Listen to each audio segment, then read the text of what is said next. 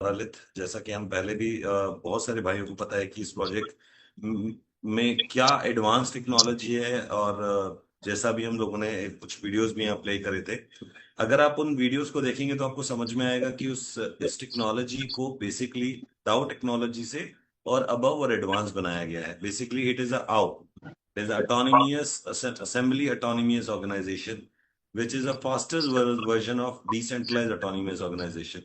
अब ये फास्टर है कैसे? अगर हम सिर्फ बात करते हैं कि सिर्फ जबानी बात करते हैं कि ये फास्टर है, तो ऐसा नहीं है। हाउ टेक्नोलॉजी को फास्टर बनाने का योगदान है क्वांटम कंप्यूटिंग का। बिकॉज जब मार्केट के अंदर एआई और मशीन लर्निंग का अडेप्शन किया हो रहा था, उस टाइम पे क्वांटम कंप्यूटिंग के ऊपर रिसर्च चल रही थी। और आज की डेट में जब एआई और मशीन लर्निंग मार्केट को ऑलरेडी अडॉप्ट कर चुकी हैं, आज की डेट में क्वांटम कंप्यूटिंग की रिसर्च को और इंटीग्रेट किया जा रहा है धीरे धीरे अलग अलग टेक्नोलॉजीज में। ठीक है, आप सभी को पता होगा मार्केट में जैसे BEP-20 है, ERC-20 है, पोल है, और बहुत सारे स्मार्ट कॉन्ट्रैक्ट्स हैं, या बहुत सारे स्मार्ट ब्लॉकचेन पे स्मार्ट कॉन्ट्रैक्ट क्रिएट किए जाते हैं। ऐसे ही बहुत टाइम पहले मार्केट में बिटकॉइन के ऊपर भी स्मार्ट कॉन्ट्रैक्ट किए गए थे, लाइव किए गए थे, जो कि BRC-20 के स्मार्ट कॉन्ट्रैक्ट्स थे। उन सारे स्मार्ट कॉन्ट्रैक्ट्स में भी जो ना कॉइन बनाए गए थे, बट समहाउ वो टेक्नोलॉजी उस लेवल पे नहीं हो पाई, बिकॉज उस टाइम पे वो POW पे काम कर रही थी।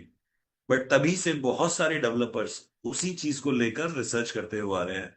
उसी रिसर्च में हमारे क्रिएटर्स जिन्होंने इस प्रोजेक्ट्स को बनाया है, जो डेवलपर्स हैं, उन्होंने जिन्होंने इस टेक्नोलॉजी को क्रिएट किया है, जिसने इस प्लेटफॉर्म को बनाया है, उन्होंने असेंबली लैंग्वेज को यूज करके और क्वांटम कंप्यूटिंग को यूज करके एक ऐसे प्लेटफॉर्म को बनाना चाहते थे जो कि बिटकॉइन के ऊपर स्मार्ट कॉन्ट्रैक्ट को और फास्टर किया जा सके। बट बहुत रिसर्च और बहुत सारी चीजों के बाद उनको निराशा हाथ हुई, और उनको बिटकॉइन प्लेटफॉर्म पे वो लोग उस असेंबली टेक्नोलॉजी को यूज करके वो चीज नहीं कर पाए। But they shifted to the different blockchain, मतलब POS टेक्नोलॉजी पे शिफ्ट हुए, प्रूफ ऑफ स्टेक टेक्नोलॉजी पे। अगर हम प्रूफ ऑफ स्टेक टेक्नोलॉजी की बात करते हैं, तो प्रूफ ऑफ स्टेक टेक्नोलॉजी में असेंबली लैंग्वेज को मर्ज करने का सबसे बड़ा फायदा ये था, बिकॉज जितनी भी ब्लॉकचेन आज की डेट में मार्केट में चल रही है, चाहे वो इथेरियम हो, चाहे वो बाइनेंस हो, चाहे वो पॉलीगॉन हो, इन ब्लॉकचेन के साथ सबसे बड़ा इशू ये है कि इस ब्लॉकचेन के अंदर जितनी भी ट्रांजेक्शन्स हिट होती हैं, तो जब तक एक ट्रांजेक्शन ब्लॉक के अंदर जाके वेरीफाइड नहीं होगी, तब तक वो ब्लॉक क्रिएट नहीं होता, तब तक दूसरी ट्रांजेक्शन बाहर वेट कर रही होती है। इस टेक्नोलॉजी को और इनहेंस और इस टेक्नोलॉजी को और बेटर, मतलब इन ब्लॉक की स्पीड को बढ़ाने के लिए, इस ट्रांजेक्शन को मल्टीपल ब्लॉक्स में बढ़ाने के लिए इस टेक्नोलॉजी का इजाद किया गया Recording है। in progress.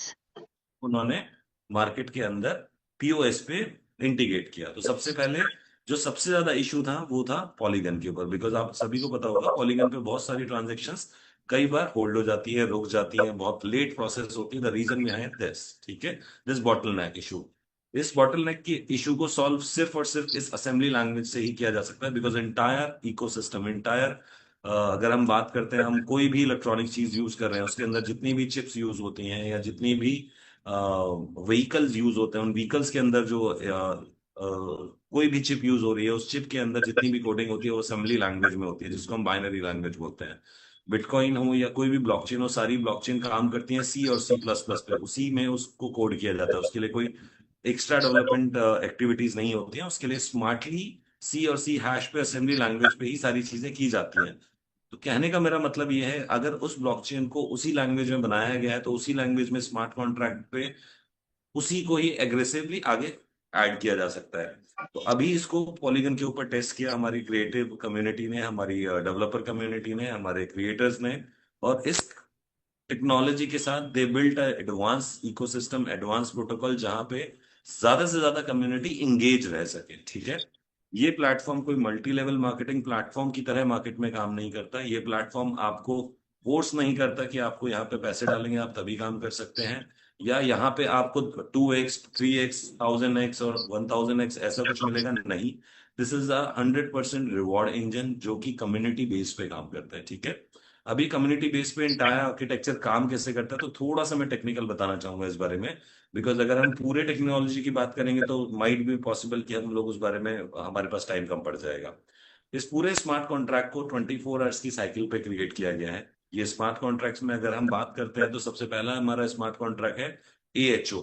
एएचओ बेसिकली है क्या? एएचओ है हमारा असेंबली होराइजन ओरेकल। ठीक है। इसका बेसिकली काम है, ये काम करता है हमारी ट्रेजरी के ऊपर। ट्रेजरी की ये फोरकास्ट बना के रखता है। मतलब अगर हम बात करते हैं, ये पहले ही प्रिडिक्ट करके रखता है कि आने वाले टाइम में जो अभी करंट सिनेरियो है, हमारे पास इतने यूजर्स हैं, हमारे पास इतनी लिक्विडिटी है, हमारे पास इतने टोकन्स मिंट हो रहे हैं, हमारे पास इतना विड्रॉल जा रहा है। तो फोरकास्ट ऐसे नहीं है कि ये कोई प्रिडिक्शन ऐसा है कि पहले से ही सोच के रख लिया, अगर ऐसा होगा तो ऐसा करेंगे, ऐसा होगा तो ऐसा होगा। नहीं, ये करंट सिनेरियोस को सबसे पहले अपने सिस्टम के सामने रखता है। ठीक है। उसके बाद उस सिस्टम के अकॉर्डिंगली ये ट्रेजरी की हेल्थ को चेक करता है। ठीक है। और देन फोरकास्ट रखता है कि मेरी ट्रेजरी की हेल्थ को मेंटेन रखने के लिए मुझे क्या करना है। ठीक है। कितने रिजर्व रखने हैं होराइजन, ठीक है, कितने टोकन का मिंट करना है, कितने डॉलर्स आएंगे और कितने टोकन मिंट करने हैं। ठीक है। तो उस पूरी ट्रेजरी को की हेल्थ को मेंटेन करने के लिए इस स्मार्ट कॉन्ट्रैक्ट का यूज होता है, जिसको हम असेंबली होराइजन ओरेकल बोलते हैं। ठीक है। हम उसके बाद हमारा जो दूसरा कॉन्ट्रैक्ट है वो है एएडब्ल्यू। इस एएडब्ल्यू को हम बोलते हैं असेंबली एप्च्योर्ड वार्डन। ठीक है।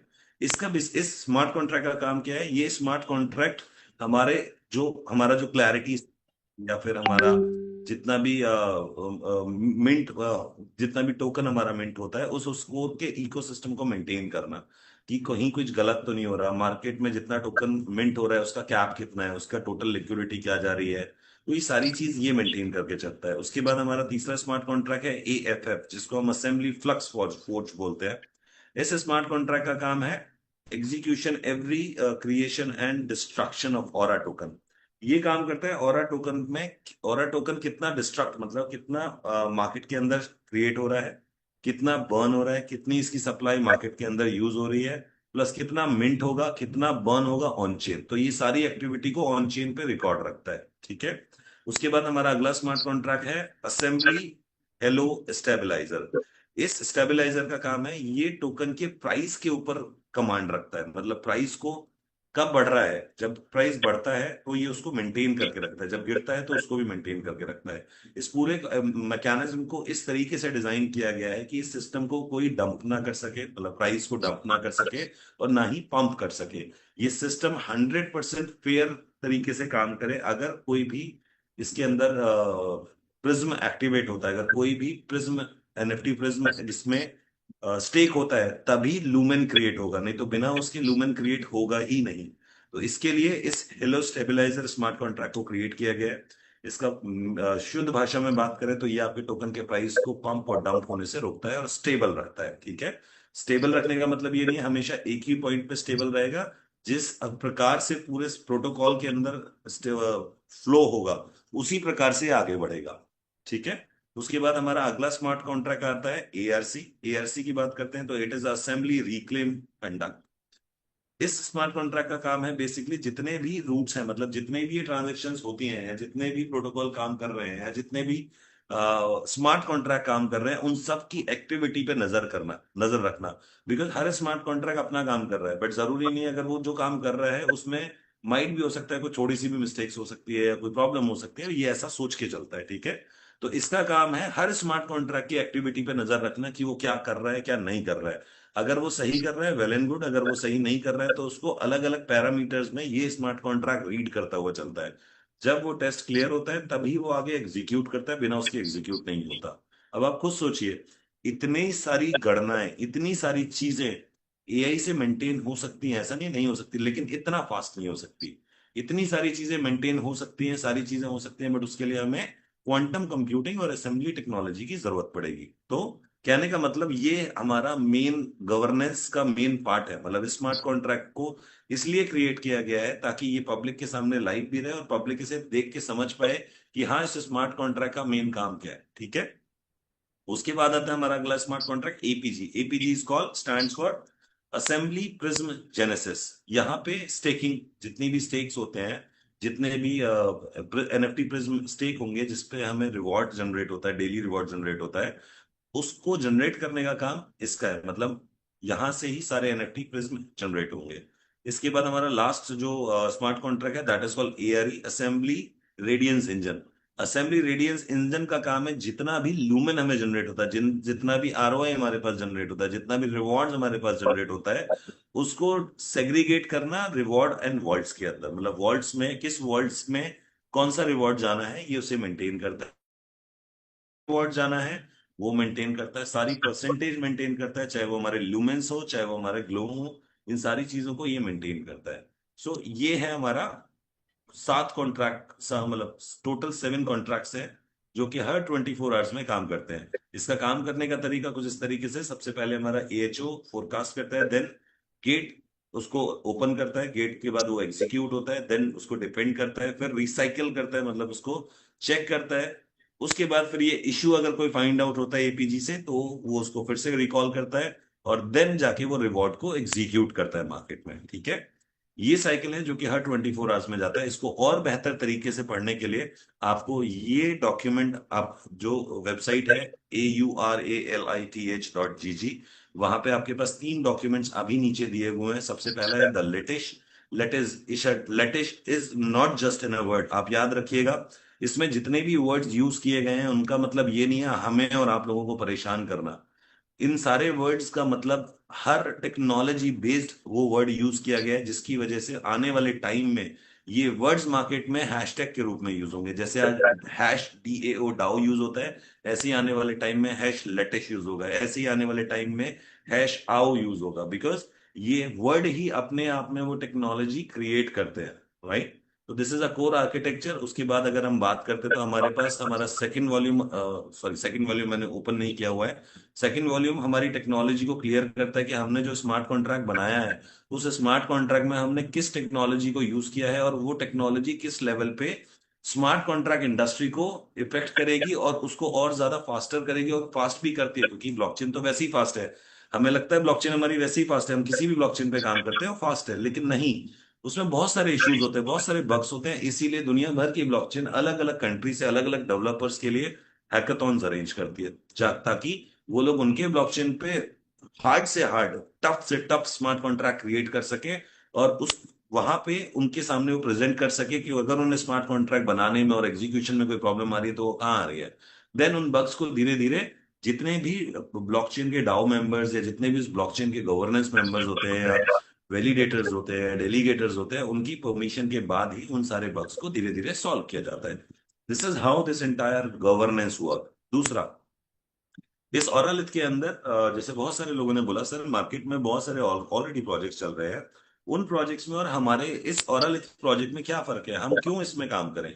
तो सब यहाँ के कुछ 3 ऑप्शन, 3 पॉइंट्स हैं जो मेरे हिसाब से मुझे लगता है कि हमें इसमें काम करना चाहिए। सबसे पहला तो ये प्रोटोकॉल 100% डिसेंट्रलाइज है, दूसरे प्रोजेक्ट भी डिसेंट्रलाइज है, बट उन प्रोजेक्ट्स में जो लूप होल्स हैं उन लूप होल्स को 100% रिमूव किया गया है यहाँ से। अब वो कैसे किया गया, ऐसा नहीं है, इस क्रिएटिव कम्युनिटी ने, इस डेवलपमेंट कम्युनिटी ने, या इन क्रिएटर्स ने ऐसा नहीं मार्केट में उन प्रोजेक्ट्स को नहीं देखा, उनके अलावा उन प्रोजेक्ट्स को भी देखा, चाहे वो किसी भी वर्ल्ड वाइड मार्केट में रन हुए हों, उन सारे प्रोजेक्ट्स को उन्होंने थॉरो किया, गो थ्रू किया, उसके बाद उन्होंने अपना एक प्रोटोकॉल क्रिएट किया। ठीक है, technology is already created, but this entire lumen economy को क्रिएट करने के लिए they build this, they read each and every presentation and documentation which is available in the market. ठीक है, उन सारी चीजों को देख के सबसे पहले तो वहां से वो सारे प्रॉब्लम्स रिमूव किए, इसकी वजह से उनको 7 स्मार्ट कॉन्ट्रैक्ट बनाने पड़े। ऐसा नहीं है कि ये सारी चीजें कम स्मार्ट कॉन्ट्रैक्ट में नहीं हो सकती थी, बट इन सारी चीजों को एग्जैक्ट मैनर में रखने के लिए और क्लियरिटी रखने के लिए उन्होंने सारे स्मार्ट कॉन्ट्रैक्ट क्रिएट करे, बिकॉज बहुत सारे स्मार्ट कॉन्ट्रैक्ट अलग अलग प्रोजेक्ट्स में ऐसे हैं जो कि दिखाते कुछ और है और होते कुछ और है, मतलब मीनिंग कुछ और है। इट मीन्स अगर आप डेवलपर्स हैं, अगर आप ब्लॉकचेन को या किसी भी चीज को समझते हैं, देन आप समझ पाएंगे कि हाँ, जितने भी स्मार्ट कॉन्ट्रैक्ट में जो कोड लिखा हुआ है उसका एग्जैक्टली वर्किंग क्या है, राइट। दूसरा, इसके अलावा इस प्रोजेक्ट में सबसे अच्छी खास बात यह है कि सारे स्मार्ट कॉन्ट्रैक्ट को गवर्नेंस ऑपरेट करती है, राइट, मतलब कि हमारी आओ द गवर्नेंस इसको ऑपरेट करती है।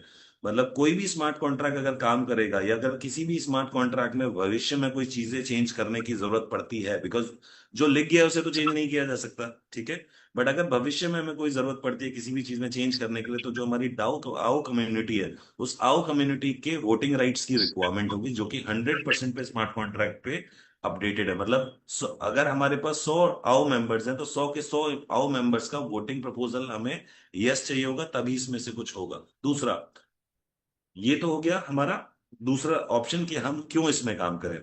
तीसरा, ये प्रोजेक्ट का जो टोकन है वो $1 पे आज स्टार्ट हो रहा है, तो अगर हम आज स्टार्ट करते हैं तो आने वाले 4 या 5 महीने में इस टोकन का प्राइस जब बढ़ेगा, तो आप खुद सोचे जो आज हम इस सिस्टम के अंदर प्रिज्म एनएफटी स्टेक करते हैं तो हमारे रिवॉर्ड्स कितने गुना बढ़ जाएंगे। सबसे स्ट्रांग चीज। एक और चौथी चीज जो मेरे को समझ में आती है, बट मैं आप लोगों के साथ शेयर करूंगा बिकॉज मुझे अभी तक तीन ही चीज थी, बट चौथी चीज जो मेरे को समझ में आती है, मैं बहुत सारे प्रोजेक्ट्स ना मार्केट से पैसे लेके गए हैं, ठीक है। मतलब पैसे इन द सेंस, लोगों का कहना ये है सर, डेवलपर कम्युनिटी बताती तो है कि वो डाउ है, बट वो डाउ के सारे स्मार्ट कॉन्ट्रैक्ट नल एड्रेस पे रिनाउंस होते हैं, बट फिर भी वो लोग पैसे लिक्विडिटी से निकाल के ले जाते हैं। तो ये सब होता कैसे है सर, इसके बारे में हम सारी बातें अभी नहीं करेंगे बिकॉज वो बहुत लंबा सेशन हो जाएगा, और अभी 10 ऑलरेडी बज चुके हैं।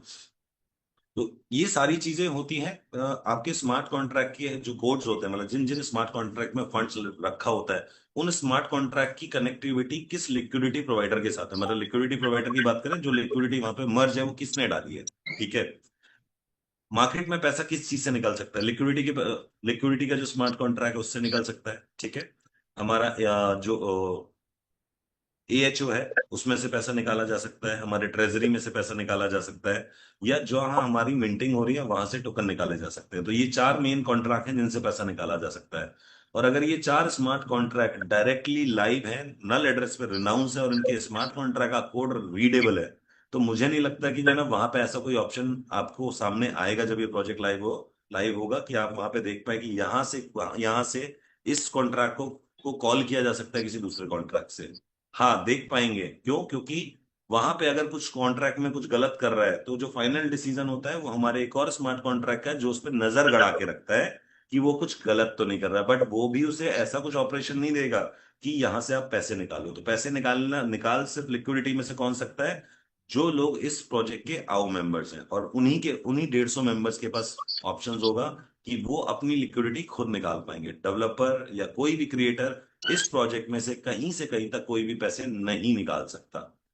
तो ये एक चौथा पॉइंट ऑफ व्यू है मेरी तरफ से, जितना मैं टेक्नोलॉजी को समझता हूँ, जितना मैं टेक्नोलॉजी को जानता हूँ, इसी वजह से मैं इस प्रोटोकॉल में काम कर रहा हूँ, इसीलिए मैं आप लोगों के साथ जूम पे हूँ, इसीलिए मैं लोगों के साथ man to man personal meetings भी कर रहा हूँ। नहीं तो सर मैं नहीं चाहता कि कोई भी इशू किसी को भी हो, किसी का भी पैसा बर्बाद हो। इस प्रोजेक्ट में इंटरनेशनल कम्युनिटी है, इंटरनेशनल कम्युनिटी का मतलब इस प्रोजेक्ट को इंटरनेशनल स्टैंडर्ड्स पे क्रिएट किया जा रहा है, ठीक है। इस प्रोजेक्ट के पीछे कोई इंडियन डेवलपमेंट नहीं है, इंडियन डेवलपमेंट कंपनी नहीं है, इंडियन डेवलपर कम्युनिटी नहीं है, ना ही कोई इंडियन इन्वेस्टर ने इस प्रोजेक्ट को फंड किया, बिकॉज सर इस प्रोजेक्ट को फंड करने की जरूरत ही नहीं है। सर क्या जरूरत है वैसे ऐसे प्रोजेक्ट को? किसी डिसेंट्रलाइज प्लेटफॉर्म को अगर कोई डेवलपर बना रहा है तो उसे फंड्स की जरूरत नहीं है। उसका क्या लगेगा, 2 महीने की रातें या 2 महीने के दिन, तो वैसे भी काम करता है, वैसे भी काम करता है। सर्वर्स की रिक्वायरमेंट है ही नहीं, बिकॉज 100% ऑन चेन है, तो सर्वर का पैसा नहीं चाहिए, ठीक है। लिक्विडिटी इन्होंने बोला सर आप लिक्विडिटी खुद डालो हमारे सिस्टम में, हमारे प्रोटोकॉल में आप आओ, हम आपको इनवाइट करते हैं। 100 डेज का हम एक स्मार्ट कॉन्ट्रैक्ट बना रहे हैं। आप $7,500 अगर आप इसमें ऐड करते हैं लिक्विडिटी में, तो हम आपको डेली 1% देंगे, प्लस 24 आवर्स में जितना भी स्टेक होगा हमारे सिस्टम में, मतलब प्रिज्म एनएफटीज में जितना भी स्टेक होगा या जितना भी अमाउंट स्टेक होगा हर 24 आवर्स में, उसमें से 5% निकाल के हम सारे लोगों के साथ इक्वली डिस्ट्रीब्यूट कर देंगे। तीसरा, जितना भी अगर सिस्टम के अंदर कोई भी वोटिंग प्रपोजल आता है या कुछ भी आता है, उसमें भी हम आपको प्रॉफिट शेयरिंग करेंगे उस प्रपोजल से रिलेटेड। तो ये तो बहुत बड़ी अच्छी अपॉर्चुनिटी हो गई। प्लस जितना भी पैसा आप डाल रहे हो वो 730 दिन के लिए स्टेक होगा, तो मतलब 2 साल के लिए। तो अगर मैं भी अब इसमें आओ मेंबर बनता हूं तो मैं भी 2 साल तक पैसे नहीं निकाल सकता, आप बनते तो आप भी नहीं निकाल सकते हैं। तो अगर 730 दिन के सबके पैसे लॉक है और उसे हम ही निकाल सकते हैं, तो 2 साल तक तो सिस्टम नहीं जाने वाला, राइट। दूसरा, बहुत सारे लोग कहते हैं सर कुछ ऐसा सिस्टम बताओ ना जो अच्छा चले। सर अब देखो ना, अगर ये सिस्टम 2 साल की आपको वैलिडिटी दे रहा है, आप 2 साल की गारंटी शो कर रहा है, ठीक है, कि 2 साल तक इस सिस्टम से पैसे ओनर ही नहीं निकाल सकते जिन्होंने लिक्विडिटी के अंदर ऐड किए हैं, ठीक है। तो इसका मतलब 2 साल तक आराम से सिस्टम चलेगा। अगर ये सिस्टम 2 साल चल गया तो हम सब कहाँ पहुंचेंगे सर, राइट? हम लोगों का इनकम्स कहाँ से कहाँ तक पहुंच जाएंगी। तो ये एक बहुत अच्छी बात है, ठीक है। अब हम बात करते हैं अपने प्लान्स की। अगर हम प्लान की बात करें तो हमारे सिस्टम में सबसे पहले हाँ, हमारे सिस्टम में 5 स्ट्रीम्स हैं, 5 स्ट्रीम्स हैं। स्ट्रीम्स को हमने इन्होंने इनकम का रूप दिया है। बेसिकली स्ट्रीम, सबसे पहली स्ट्रीम है ग्लो इनकम। ग्लो इनकम का मतलब कि हमारी आरओआई है। दूसरा हमारी कैस्केडाज इनकम है, जो कि हमारी रैंकिंग इनकम है। तीसरी इनकम है हमारी क्लैरिटी पूल इनकम, ठीक है। उसके बाद हमारा स्पार्क पूल इनकम आता है, बीकन पूल इनकम आता है, राइट। अब हम बात करते हैं सबसे पहले हमारी ग्लो इनकम की। What is this glow income? Glow income basically हम जो भी amount, let's suppose it's start with $100, ठीक है। हम $100 को जैसे ही स्वैप करते हैं, हमारे पास $100 के ऑरा मिंट होके आ जाते हैं, ठीक है। जैसे $100 के ऑरा हमारे हाथ में आते हैं, उन ऑरा से हम लोग एक प्रिज्म एनएफटी बाय करते हैं, जो कि स्टेक होती है इस प्रोटोकॉल के अंदर, ठीक है। जैसे ही वो प्रिज्म एनएफटी स्टेक होती है, तो उस स्टेक होते ही उसमें से ग्लो अब निकलना शुरू होता है। मतलब अगर हम इसको सरल भाषा में बात करें, अगर आप एक प्रिज्म को लेंगे और उस पर लाइट डालेंगे, तो उसमें 7 तरीके के प्रकाश निकलते हैं। तो same kind of thing it is here. अगर किसी भी प्रिज्म को, एनएफटी को हम स्टेक करते हैं, तो वहां से ग्लो जनरेट होता है, ठीक है। तो उस वो ग्लो किस तरीके से जनरेट होगा? वो ग्लो 2 तरीके से जनरेट होगा। सबसे पहला तो एंट्री विद ऑरा। आप ऑरा ही टोकन से स्टेक कर सकते हैं यहाँ पे अपनी प्रिज्म एनएफटी। तो सबसे पहली जो स्टेकिंग है वो है फ्लेक्सिबल। आप इसे 24 आवर्स की मिनिमम कर सकते हैं, जिसमें आपको 0.3% डेली मिलता है। 40 डेज में 0.40%, 85 डेज में 0.60, 190 डेज में 0.80, 365 डेज में 1.90 एंड 730 डेज में 1% आपको डेली मिलता है। इवन इस अमाउंट को अगर आप 24 आवर्स में नहीं निकालते हैं, तो ये ऑटोमेटिक कंपाउंड स्टेज में ऑटोमेटिकली जाता है, और नेक्स्ट डे आपको ऑटोमेटिकली आपका कंपाउंडिंग इनकम आपके सामने प्रेजेंट होता है, जिससे आप कभी भी विड्रॉ कर सकते हैं विदाउट एनी इशू। अब इसके अंदर दूसरा ग्लो जो है that is called bond forge. Bond forge काम करता है सिर्फ यूएसडीटी पे, ठीक है। अब ये काम कैसे करता है? बेसिकली ये कभी भी ओपन होगा, मतलब ये हर समय ओपन नहीं होगा, या डे वन जब हम काम कर रहे होंगे तब ओपन होगा, नहीं। मतलब जिस दिन हम ये हमारा प्लेटफॉर्म लॉन्च होगा, अगर ऐसा नहीं है कि उसी दिन लॉन्च होगा या उसी दिन ये आपके सामने अवेलेबल होगा कि आप डायरेक्टली डॉलर्स में जाके इसके अंदर ऐड हो सकते हैं, नहीं। ये जब ऑन होगा जब हमारे सिस्टम के अंदर अगर हमारा टोकन 8% से नीचे जाता है, राइट, तब ये ऑटोमेटिकली ऑन होगा। तो हो सकता है 24 आवर्स में एक बार हो, या एक हफ्ते में एक बार हो, या हो सकता है महीने में एक बार, या साल में एक बार। बट और हो सकता है कि 24 आवर्स में 2 बार ऑन हो। तो इस केस में क्या होगा, यहाँ पे 40 डेज के लिए अगर हम स्टेक करते हैं, तो हमें 3% का रिबेट मिलेगा। लेट्स सपोज अगर हमने $100 डाले, तो $100 में हमें सिर्फ 97 पे कर रहे हैं। अगर हम 85 डेज के लिए स्टेक करते हैं, तो हमें 6% का रिबेट मिलता है। 190 डेज के लिए 9%, 365 डेज के लिए 12%, 730 डेज के लिए 15%, ठीक है। अब लोगों का कहना है सर प्राइस नीचे जाएगा तो हमारी तो जो इनकम आ रही है वो कम हो जाएगी। सर ऐसा नहीं है। अगर आपने 40 डेज के प्लान में स्टेक किया, जिसमें 0.40% आपको डेली मिलता है, और आपके पास 0.4% जीरो डेली आ रहा था, तो अगर आपका टोकन का प्राइस मार्केट में अगर 8% से नीचे जाता है, तो सिस्टम आपको ऑटोमेटिकली 0.032% एक्स्ट्रा देना शुरू कर देगा। तो टोटल आपके पास आएगा 0.432, राइट। अगर प्राइस 15% नीचे जाता है, तो सिस्टम आपको 0.46% देना शुरू कर देता है। अगर 25% नीचे जाता है, तो 0.480% देना शुरू कर देता है, ठीक है। और जैसे ही ये प्राइस वापस स्टेबल होता है, तो आपके पास फिर से 0.40% आना शुरू हो जाएगा। मतलब ये प्रोटोकॉल आपका नुकसान नहीं होने देगा। और ये जो टोकन आपके पास आते कहां से? ये आते हैं इस स्टेकिंग से। ये बॉन्ड स्टेकिंग ओपन की जाती है, जिसमें लोगों से बोला जाता है सर आप हमारे साथ पैसे डालें, हम आपको आपको डिस्काउंट दे रहे हैं, ठीक है। उस डिस्काउंट की वजह से सिस्टम में फिर से लिक्विडिटी आती है, और सिस्टम ऑटोमेटिकली खड़ा हो जाता है। ये कोई नेगेटिविटी नहीं है। मतलब बहुत सारे लोगों का कहना है सर सिस्टम में प्राइस नीचे चला जाएगा तो कैसे काम चलेगा? सर इस ब्रह्मांड में हर चीज ऊपर, जो भी चीज ऊपर जाती है वो नीचे जरूर आती है, बट उस नीचे जाते हुई चीज को स्टेबल करना, और उसके ऊपर एक ऐसा कॉन्सेप्ट क्रिएट करना कि उसको फिर से ऊपर कैसे लिया जाए, और उसकी स्थिति को उस लेवल पे लेके जाए जो जहां पर थी। तो they build a very smart technology है, जिसकी वजह से लोगों के बीच में भरोसा भी बनेगा, सिस्टम में फंड्स होल्ड भी रहेगा, प्राइस नीचे नहीं आएगा, और प्राइस हमेशा ऊपर रहेगा, ठीक है। और अगर नीचे जाता भी है तो आपका नुकसान नहीं होगा। अब हम बात करते हैं अपने क्लैरिटी स्कोर की। इस क्लैरिटी स्कोर इनकम को सर समझिएगा, बिकॉज ये बहुत ज्यादा इंपॉर्टेंट है। बहुत सारे लोगों को अभी भी ये चीज समझ में नहीं आई है, बट मैं चाहूंगा कि इस पे थोड़ा सा ध्यान दीजिएगा। ये इसमें ध्यान देने वाली बात क्या है, यहाँ पे 1000 अंकों का हर 30 डेज में एक एग्जाम होगा। मतलब एग्जाम बोले तो ऐसा नहीं कि आपको उसका कोई क्वेश्चन आंसर देना है या कुछ देना है। एक मिनट दीजिएगा, मुझे थोड़ा सा पानी पीना है, मेरा गला सूख रहा है।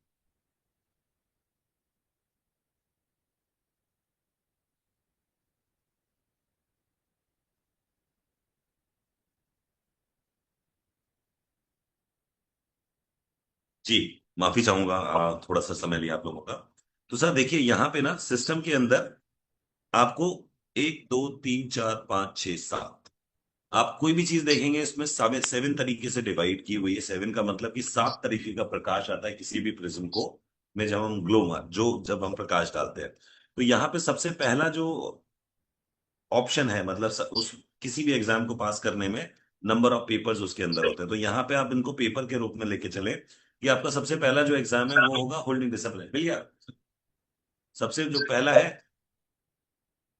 तो सबसे पहला जो है वो है होल्डिंग डिसिप्लिन। होल्डिंग डिसिप्लिन का मतलब कि अगर आप अपने सिस्टम से, मतलब आपके पास लेट्स सपोज मान लेते हैं एक वीक में $10 जनरेट होता है, ये एग्जांपल है, हो सकता है आपके पास $1 लाख है और मैं चाहूंगा आपके पास $1 करोड़ हर डे जनरेट हो सर, ठीक है। अगर आपके पास $10 आते हैं, अगर आपके पास $10 आते हैं और आप उन $10 को 1 तारीख से लेके 7 तारीख तक नहीं निकालते हैं, ठीक है, तो आप होल्डिंग डिसिप्लिन में जो स्कोर आपको मिलता है वो होता है 150, ठीक है। तो अगर आपने 1 तारीख से 7 तारीख के बीच में अपने फंड्स को नहीं विड्रॉ किया और उसे कंपाउंड स्टेज पे रहने दिया, तो तुरंत आपको 50% स्कोर आपको तुरंत मिल जाता है, जो कि 150 का 50% हो गया 75, ठीक है। अगर आप उसी अमाउंट को, जो भी आपका अमाउंट आपने 1 to 7 डेज तक नहीं निकाला था, उसे 8 से 15 दिन तक भी नहीं निकालते हैं, तो 30% स्कोर आपका और बढ़ जाता है, तो विच कुड बी 120, ठीक है, होल्डिंग डिसिप्लिन का। अगर आप उस अमाउंट को 16 to 30 डेज तक भी नहीं निकालते हैं, तो आपका स्कोर हो जाता है 20% और बढ़ जाता है, तो इट मीन 150। बट सर हम यहाँ काम कर रहे हैं, हम यहाँ पे अपने ब्रेड बटर के लिए काम कर रहे हैं, मार्केट में घूम रहे हैं। मैं रात में आपके साथ काम कर रहा हूँ, तो अगर हम काम कर रहे हैं तो पैसे के लिए काम कर रहे हैं। अगर हमें इसमें होल्ड ही करना होता तो इससे अच्छा तो हम बिटकॉइन परचेज कर लेते, थेरियम स्पॉट में परचेज कर लेते। तो अगर हमें पैसे चाहिए तो सर काम तो करेंगे, तो हमें अपने पैसे 16 to 30 डेज में अगर हम निकालते हैं, तो हमारा स्कोर यहाँ पे 120 बन जाता है, ये रहेगा, ठीक है।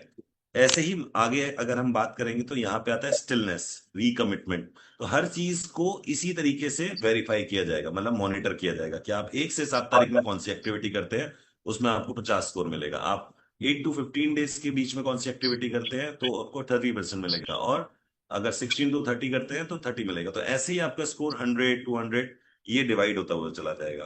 तो अगर हम इसकी बात करें कि ये होल्डिंग डिसिप्लिन क्या है, ये सारी चीजें क्या है, तो इसको आपको पढ़ना पड़ेगा। बिकॉज अगर मैं एक्सप्लेन करने बैठा तो हमें इस सातों एक्सप्लेनेशन में बहुत टाइम लगेगा। तो what is holding discipline, what is example, सारी चीजें यहाँ मेंशन किया हुआ है। स्टिलनेस क्या है, स्टिलनेस आपको यहाँ पे बताया गया है, इसका एग्जाम्पल दिया हुआ है किस तरीके से काम करता है। रिकमिटमेंट क्या है, उसका भी एग्जाम्पल और सारी चीजें। न्यू लाइट आपका डायरेक्ट टीम मेंबर्स होता है, आप कितने डायरेक्ट मारते हैं, वो आपको यहाँ पे ऑप्शन दिया हुआ है और इसको आप पढ़ सकते हैं। तो सारे इन चीजों को यहाँ पे एंड्योरेंस सारा दिया हुआ है, और इसका एक एग्जाम्पल भी दिया हुआ है। देखिए जैसे 150 है, और दिस प्लेस होल्डर में यहाँ पे जो ऊपर एग्जाम्पल, जो ये एग्जाम्पल्स दिए हुए हैं उनके अकॉर्डिंग भी ये स्कोर है, तो आपको और अच्छे से बेटर तरीके से समझ आ पाएगा, ठीक है। अब हमारी जो अगली इनकम आती है वो है कैस्केडास, जिसको हम रैंकिंग इनकम बोलते हैं। अब ये रैंकिंग इनकम ये रैंकिंग इनकम डिपेंड करती है आपके क्लैरिटी स्कोर पे, जो हमने आपको ऊपर बताया, इसीलिए मैंने बोला उसको ध्यान से समझिएगा। लेट्स सपोज अगर हमारी फर्स्ट रैंक अचीव होती है, उसके लिए हमें $100 की सेल्फ स्टेकिंग, $100 का टीम बिजनेस प्लस एक डायरेक्ट चाहिए होगा, और हमें कोई भी क्लैरिटी स्कोर नहीं चाहिए। मतलब अगर हम 15 दिन वाली होल्डिंग के अंदर भी रहते हैं, मतलब 15 तारीख तक अपना फंड नहीं निकालते, तब भी हमारा 100 होल्डिंग रहती है, मतलब 100 स्कोर बनता है। बट यहाँ पे आपको स्कोर दिया ही नहीं है, तो आपको जैसे ही आप ये अचीव करते हैं तो आपका 10% डिफरेंशियल रूप में आपकी टीम की आरओआई का आपको पास आना शुरू हो जाता है। हमारी सेकंड रैंक है $200 की सेल्फ स्टेकिंग, $3000 का आपका टीम बिजनेस, दो डायरेक्ट चाहिए होते हैं, और यहाँ पे भी आपको आपकी कोई रैंक जरूरत नहीं है, और उसमें आपको 20% आपके पास आना शुरू होता है। बट यहाँ पे थर्ड रैंक पे आपको 500 का सेल्फ स्टेकिंग, 10,000 का टीम बिजनेस, तीन डायरेक्ट आपको चाहिए होते हैं अपने, और 100 का आपका स्कोर होना जरूरी है, क्लैरिटी। तो 100 तो हम इजीली होल्डिंग डिसिप्लिन में ही कमा सकते हैं सर, अगर हम 15 तारीख तक अपने फंड्स को होल्ड करते हैं, कंपाउंड करते हैं, ठीक है। और इसके अलावा और भी बहुत सारे जो ऑप्शंस हमने दिखाए थे, हम उसमें भी अगर 10 तो एक वीक या 2 वीक तक भी, अगर एक वीक में भी अगर चीजें कैलकुलेट करके चलते हैं तो 100, 200, 300, 400 स्कोर हम इजीली मेंटेन कर सकते हैं, ठीक है। तो यहाँ पे इसे मेंटेन करते ही आपके पास 30% आपके पास शेयर होता है। फोर्थ रैंक में 1000 आपका खुद का सेल्फ स्टेक होना जरूरी है, 25,000 का टीम बिजनेस, 4 डायरेक्ट, 150 का score, then you will get a 40%। So this is how this entire ranking work. यहाँ पे टोटल 15 रैंक्स नहीं हुई है, उनके अकॉर्डिंगली ये क्लैरिटी स्कोर है। तो कहने का मतलब 650 टू 700 स्कोर हम इजीली क्रिएट कर सकते हैं अगर हम 15 डेज की साइकिल के अंदर अपने फंड्स को और अपनी सारी एक्टिविटी को मैनेज करके चलते हैं, ठीक है। इसके बाद हम बात करते हैं हमारी नेक्स्ट इनकम की, that is called the reward pool income. ये सबसे महत्वपूर्ण इनकम है हमारे उन सारे भाइयों के लिए जो सारे भाई लीडर्स हैं, बिजनेस लीडर्स हैं, बिजनेस वुमेन्स हैं, हमारी माताएं, हमारी बहनें हैं जो इस सिस्टम के साथ जुड़ी हुई हैं। उन सब के लिए ये इनकम बहुत ज्यादा इंपॉर्टेंट है। अब ये इनकम कैसे काम करती है? इस इनकम में सबसे पहले होता क्या है, हमारे सिस्टम में जितना भी प्रिज्म जनरेट हो रहा है, मतलब 24 आवर्स में जितना भी लॉक्ड प्रिज्म जाता है, मतलब जितना भी स्टेक होता है, उसमें से 5% निकाला जाता है इस पूल के लिए, ठीक है। और इस पूल के उन सभी लोगों को शेयर कर दिया जाता है जिनकी रैंक या तो रैंक 3 है, जिसको हम स्ट्राटा बोलते हैं, ठीक है। स्ट्राटा मीन्स फॉर आपकी रैंक, ठीक है। तो यहाँ पे strata 1 is your rank 1, strata 2 is your rank 2, strata 3 is your rank 3, ठीक है। तो या तो आपकी रैंक 3 हो या फिर आपका मिनिमम स्कोर 600 होना जरूरी है। स्कोर बोले तो क्लैरिटी स्कोर, ठीक है।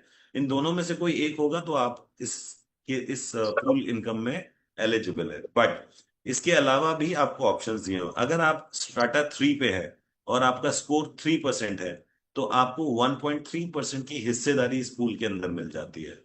अगर आप रैंक 3 पे हैं और आपका स्कोर 600 है, तो आपकी वेटेज हो जाती है 1.6%। अगर आप स्ट्राटा 3 पे हैं और आपकी रैंक 800 है, तो आपकी हिस्सेदारी हो जाती है 1.8% की। और अगर आपका 1000 का स्कोर है, तो आपकी हिस्सेदारी हो जाती है 2% की। अब इसके लिए हमें एग्जाम्पल यहाँ दिया हुआ है, यहाँ पे एक मारा है और एक डेविन है। लेट्स सपोज मारा ने भी $10,000 का स्टेक किया हुआ है, लॉक किया हुआ है, stake in the sense team business किया हुआ है। और डेविन ने भी $10,000 का किया हुआ है, बट मारा की रैंक 800 है और डेविन की रैंक 300 है। तो मारा के पास 58.1% आएगा और डेविन के पास 41.9% आएगा। तो अगर टोटल बिजनेस 18,000 का वेटेज होती है, तो यहाँ पे 5,886 और आपके पास आपके सिस्टम्स में आएंगे, और डेविन के पास 4,194 और उनके सिस्टम में पहुंचेंगे, ठीक है। ये थी हमारी स्पार्क पूल इनकम, राइट? नहीं, clarity pool income, sorry. Now we come to the spark pool income. What is our spark pool income? अब स्पार्क पूल इनकम है 2% की। हमारे सिस्टम ने यहाँ पे 2% अमाउंट को लेके आते हैं। वो अमाउंट आता है लूमन ब्रिज फी से, मतलब 24 आवर्स में जितना भी लूमन कलेक्ट होता है, मतलब जितनी भी फीस कलेक्ट होती है, वहां से 2% ये लोग यहाँ लेके आते हैं और उस अमाउंट को 11 लोगों के साथ डिस्ट्रीब्यूट कर देते हैं इक्वली। वो कौन लोग? जो मोस्ट एक्टिव होल्डर है, जिन्होंने वो जो टाइम टू टाइम अपने अमाउंट को होल्ड करते हैं, अपने आरओआई को होल्ड करते हैं, अपनी वर्किंग इनकम्स को होल्ड करते हैं, उन लोगों के साथ इस अमाउंट को शेयर कर दिया जाता है। और ये कैलकुलेशन स्टार्ट होती है, मिनिमम $100 का लॉक होना जरूरी है, ठीक है। मतलब आप मैं सॉरी, वर्किंग इनकम नहीं, ये हमारे इसके ऊपर काम करता है जो हमारी लॉक्ड प्रिज्म है। सॉरी, मैं यहाँ गलत हो गया था। तो मिनिमम $100 का लॉक होना जरूरी है। वन वॉलेट विंस वन पर साइकिल, मतलब आपका एक वॉलेट आपको हर साइकिल जिता सकता है। कहने का मतलब, आपने आज $100 का प्रिज्म परचेज किया, आपने एक हफ्ते बाद आपने फिर से $100 का परचेज कर लिया, एक महीने बाद आपने $1,000 का परचेज कर लिया। तो अगर आप इसे मेंटेन करके चलते हैं और उस अमाउंट को नहीं निकालते हैं, तो वहां पे आपकी जितनी भी आपने स्टेक किए हों वो सारी एलिजिबल हो सकती हैं साइकिल्स आपकी, ठीक है। तो 2% 11 लोगों के साथ आपको शेयर कर दिया जाता है। हमारी तीसरी पूल इनकम है, that is called beacon pool income, जो कि 30 डेज के अंदर शेयर किया जाता है। बीकन पूल को फंड किया जाता है 2%। यहाँ पे भी ल्यूमन ब्रिज जितना भी कलेक्ट होता है उस अमाउंट को उठा के यहाँ पे लेके आया जाता है 2%। और ये 30 डेज की विंडो के एक्यूमुलेटेड काम करता है, क्रॉस काम करता है, ठीक है। बट यहाँ पे ये 21 लाख कॉन्ट्रीब्यूटर्स के साथ शेयर किया जाता है। तो यहाँ पे जो सबसे पहला टॉप कॉन्ट्रीब्यूटर होता है उसको 30% शेयर कर दिया जाता है, प्लस 21 लोगों में से जो बाकी के 20 लोग बचते हैं, उन लोगों के साथ 70% शेयर कर दिया जाता है, लॉक प्रिज्म ओनली, ठीक है। अब इसके बाद बात करते हैं, ये जितना भी मैंने अभी आपको बताया ये थी हमारी इनकम्स, ठीक है। अब बात करते हैं ये सिस्टम से एग्जिट कैसे होगा, मतलब हमारे पैसे कैसे निकलेंगे। तो यहाँ पे आपको दो वॉल्ट दिए गए हैं, पैरा वॉल्ट है, कोर वॉल्ट, और दूसरा है स्पेक्ट्रम वॉल्ट। कोर वॉल्ट में हमारे प्रिज्म से जो डेली ग्लो जनरेट होता है उसका रिवॉर्ड हमारे पास आएगा, ठीक है। हमारा प्रिंसिपल जो मैच्योरिटी पे आएगा वो भी इसी वॉल्ट के अंदर आएगा, ठीक है। स्पेक्ट्रम वॉल्ट में हमारे जितने भी कॉन्सलेशंस प्राइजेस होंगे, हमारे पूल रिवॉर्ड्स होंगे, कॉन्सलेशंस रिवॉर्ड्स होंगे, जो कि 2 से 5 स्ट्रीम तक आते हैं, वो सब आपके इसी में आएंगे, ठीक है। इसके बाद हम बात करते हैं अब एग्जिट पाथ। तो जो दो वर्ड मैंने आपको बताए थे, यहाँ पे उन वर्ड को कोर प्लस स्पेक्ट्रम वर्ड यहाँ पे आपको बताया गया है।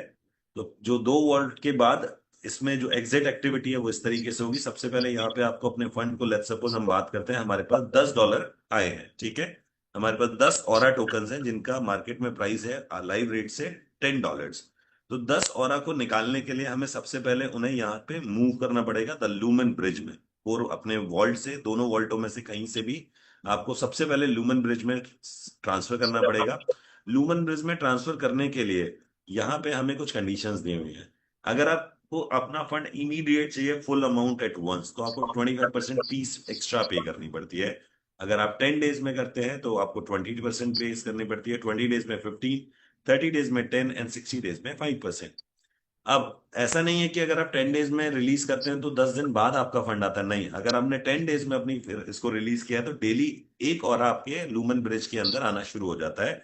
10 दिन के अंदर सारा अमाउंट आपके उस सिस्टम के, आपके वॉल, आपके लूमन ब्रिज वॉल्ट सिस्टम के अंदर आ जाएगा, ठीक है। अब लेट्स सपोज 10 दिन के लिए, मतलब 10 ऑरा को निकालने के लिए हमने हमें तुरंत वो निकालना है। तो हमें 10 ऑरा का वर्थ है $10। $10 का 25% बोले तो $2.5 हमें फी इंस्टेंटली पे करनी पड़ेगी डॉलर में, जिसको हमें हमारे वॉलेट में रखना पड़ेगा, ठीक है। जैसे हम $2.5 पे करते हैं, हमारा 100 ऑरा ऑटोमेटिकली रिलीज हो जाता है द थ्रेश होल्ड के अंदर, ठीक है। बट यहाँ पे, यहाँ से पे भी ये 24 आवर्स के लिए होल्ड रखना पड़ता है इंस्टेंट पे आउट के लिए। अगर आपको इंस्टेंट पे आउट चाहिए, उसमें क्या करना है, यहाँ पे जैसे आप इसे थ्रेश होल्ड में आपके पास 10 ऑराज आए हैं, तो 10 ऑराज का लाइव रेट है $10। तो आपको $10 24 आवर्स के लिए यहाँ पे स्टेक करने पड़ते हैं। तो जैसे ही आपने $100 अपने वॉलेट से फिर से यहाँ ऐड करते हैं, तो ऑटोमेटिकली 24 आवर्स के लिए वो सिस्टम के अंदर स्टेक हो जाते हैं, और 24 आवर्स के बाद आपको 10 ऑरा वापस आपके थ्रेश होल्ड में आ जाते हैं। तो 10 ऑरा आपके पास पहले से पड़े हुए हैं, 10 ऑरा आपके पास और आ गए। 24 आवर्स में ऑरा का प्राइस फिर से इंक्रीज हो गया, बिकॉज जितने भी लोग स्टेक करते हैं 24 आवर्स के लिए, हर स्टेक पे प्राइस तो बढ़ता ही है। और आपके पास आपने डॉलर स्टेक किए थे, डॉलर स्टेक करने के बाद आपके पास आया क्या, ऑरा। तो कहने का मतलब हमारी ऑरा की होल्डिंग बढ़ती हुई जा रही है, ठीक है। तो जैसे ही ऑरा हमारे पास आता है, ऑरा जैसे ही हमारे पास आया तो हमारे पास हो गया 10 ऑरा। अब इस 10 ऑरा को आप डायरेक्टली ट्रांसफर कर सकते हैं अपने वॉलेट में, या तो आप डायरेक्टली वॉलेट में ट्रांसफर करें। अगर आप डायरेक्टली वॉलेट में ऑरा ट्रांसफर करते हैं तो उस पर कोई चार्ज नहीं लगता है। आप डायरेक्टली किसी को भी अपने नियर डियर, अपने टीम मेंबर्स में डायरेक्टली ऑरा ट्रांसफर कर सकते हैं, आपको कोई चार्जेस पे करने की जरूरत नहीं है, ठीक है। बट अगर आप इसे डॉलर में कन्वर्ट करते हैं तो वहां पे 5% का सेल टैक्स चार्ज होता है जो आपको पे करना पड़ता है, ठीक है। वो अमाउंट आप ऑरा में भी पे कर सकते हैं और डॉलर में भी पे कर सकते हैं, ठीक है। इसके बाद हमारा लूमन ब्रिज आता है। लूमन, ये मैं आपको ऑलरेडी एक्सप्लेन कर चुका हूँ। थ्रेशोल्ड बेसिकली क्या है इसके बारे में यहाँ बताया हुआ है, आप उसको पढ़ेंगे आपको और अच्छे से समझ में आएगा। ये गवर्नेंस किस तरीके से काम करती है, ये गवर्नेंस प्रॉपर ये है, देखिएगा। आपको सारा इस गवर्नेंस के बारे में पता पड़ेगा, ये क्या एक्टिविटी है, कौन से इस गवर्नेंस के साथ किस तरीके से सारी चीजों को मर्ज किया हुआ है।